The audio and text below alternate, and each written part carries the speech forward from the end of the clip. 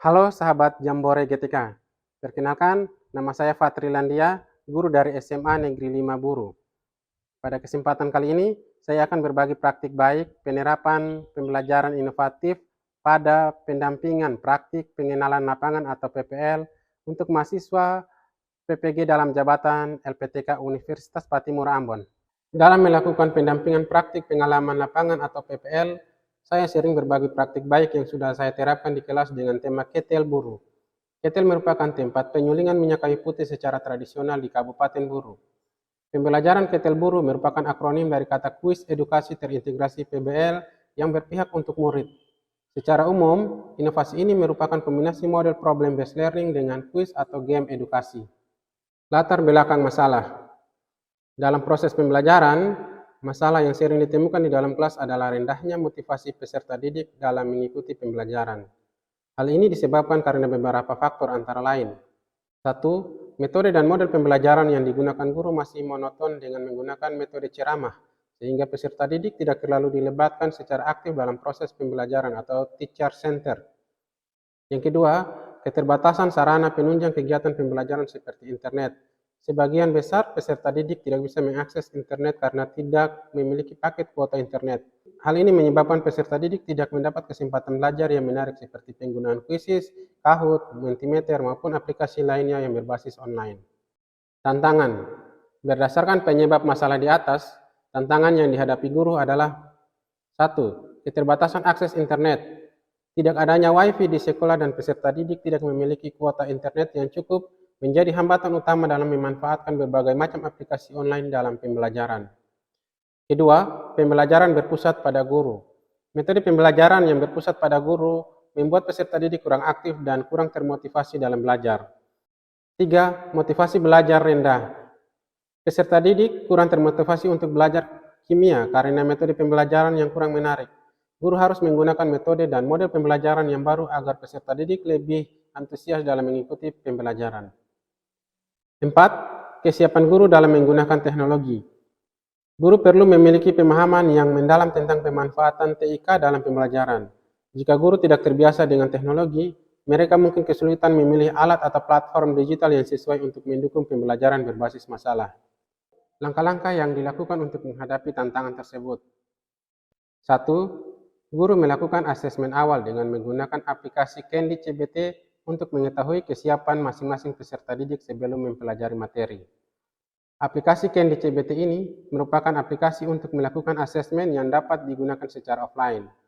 Asesmen dilakukan agar bisa dijadikan sebagai bahan untuk menentukan kemampuan dan kesulitan belajar peserta didik pada materi tertentu. Strategi yang digunakan dan bagaimana pelaksanaannya. 1. Penerapan model PBL atau Problem Based Learning. Model PBL merupakan model pembelajaran utama dalam pendekatan ini, di mana peserta didik dihadapkan pada masalah nyata yang harus mereka selesaikan. Peserta didik dibagi ke dalam 2 kelompok kecil. Pembagian kelompok menggunakan aplikasi ahaslides.com, di mana peserta yang namanya muncul pertama kali akan berada pada kelompok 1, sementara nama berikutnya menjadi kelompok 2. Di dalam kelompok, peserta didik berdiskusi untuk memecahkan masalah yang ditampilkan di awal. Hasil diskusi tersebut kemudian dipresentasikan di depan kelas. 2. Pemanfaatan media TIK dalam pembelajaran. Saya juga memanfaatkan media TIK yang tidak memerlukan koneksi internet. Misalnya, penggunaan aplikasi ChemSket untuk menggambar struktur senyawa hidrokarbon dan memberikan nama senyawa tersebut secara otomatis. Aplikasi lain yang saya gunakan adalah aplikasi Avogadro. Aplikasi ini digunakan untuk menggambar bentuk molekul secara 3D, menentukan berat molekul, panjang ikatan, dan sudut ikatan. 3. Pemanfaatan paket data untuk akses internet. Saya memutuskan untuk menggunakan paket data pribadi sebagai sumber utama akses internet selama proses pembelajaran, sehingga peserta didik bisa mengakses berbagai aplikasi online untuk menunjang pembelajaran. Beberapa aplikasi yang digunakan antara lain pemanfaatan portal rumah belajar melalui fitur laboratorium Maya.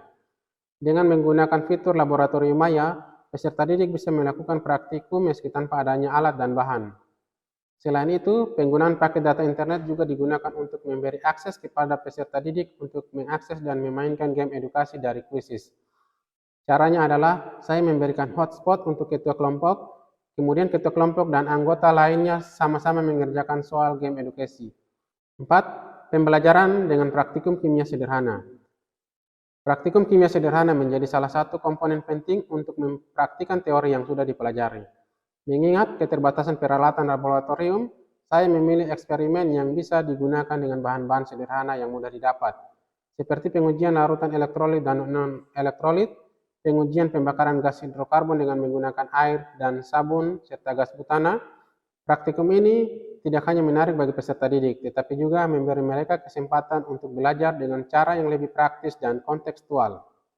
Refleksi hasil dan dampak. Pembelajaran berbasis masalah menempatkan peserta didik sebagai pusat dari proses belajar, di mana mereka harus berkolaborasi untuk memecahkan masalah nyata terkait dengan konsep kimia yang dipelajari. Tantangan yang muncul adalah bagaimana membuat peserta didik terlibat aktif dan merasa tertarik dengan masalah yang disajikan. Dalam pembelajaran kimia, saya mencoba menerapkan model Problem Based Learning atau PBL yang dikombinasikan dengan game edukasi.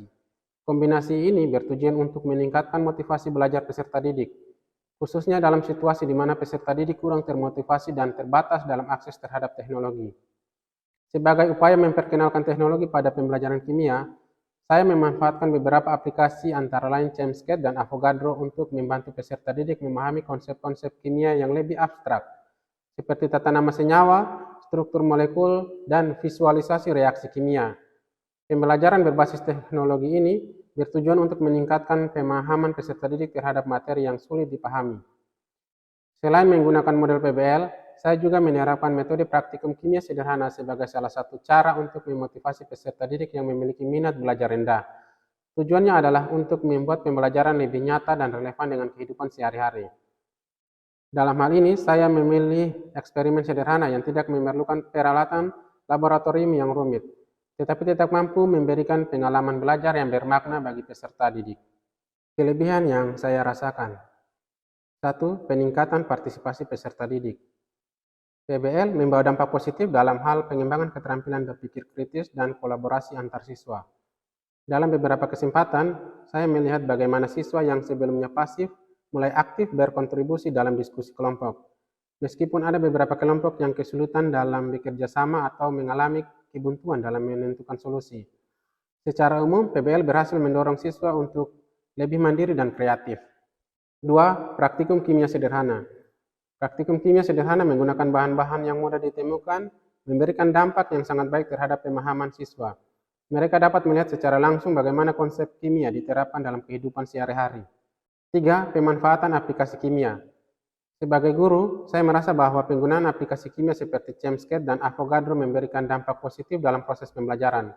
Aplikasi ini memungkinkan siswa untuk memvisualisasikan konsep-konsep abstrak yang sulit dipahami seperti menggambar struktur molekul, penamaan senyawa, dan perhitungan berat molekul. 4. Game edukasi. Game edukasi memberikan pengalaman belajar yang interaktif, di mana siswa dapat belajar sambil bermain, serta merangsang minat mereka terhadap ilmu sains. Saya juga menerima umpan balik positif dari mahasiswa yang tertarik untuk mencoba metode yang sama. Salah satunya adalah dari Ibu Siti Hajar yang menerapkan metode praktikum dalam pembelajaran larutan elektrolit dan non-elektrolit. Bahkan beliau membuat alat uji elektrolit yang menarik dari bahan sekitar. Assalamualaikum warahmatullahi wabarakatuh. Perkenalkan, saya Syahrani Somole. Saya merupakan siswa pada SMA Negeri 5 Buru. Saya sangat senang dengan pembelajaran kimia sekarang. Dulu, saya merasa kimia itu sangat sulit dan membosankan. Tapi sejak Pak Fadri mengajar dengan cara yang berbeda, saya jadi lebih tertarik.